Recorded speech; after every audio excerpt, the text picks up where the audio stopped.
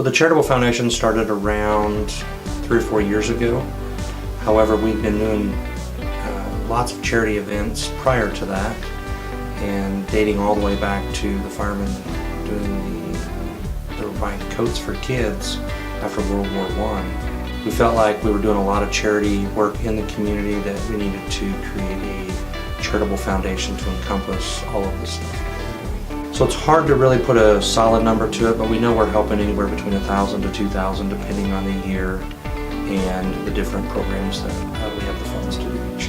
For the Christmas for Kids program, we wanted new toys that we can give out to kids that are less likely to have a great Christmas, or they're not going to have a Christmas at all. For our Operation Warm Coats for Kids program, then we take new coats or financial donations for either program so that we can either go out and buy the toys from local vendors or local businesses, or we buy American-made coats.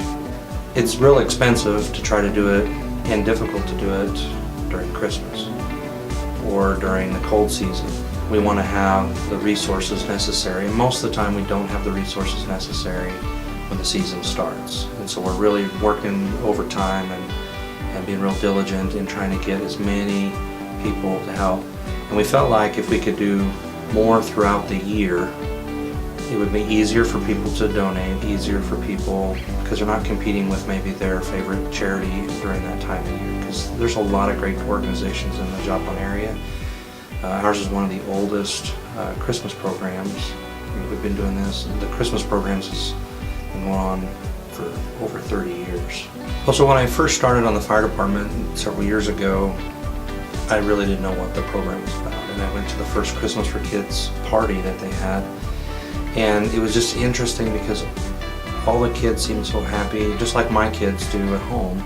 So it really didn't hit home until I actually got into the process of talking to the families and doing some interviews to see what their needs were, and then sitting down and talking with the kids that some of them have never had a birthday party. Some of them, so for them, things that we take for granted on an everyday basis, it really means the world to me. People trust firemen, and we've always been able to impact change and get people to help others.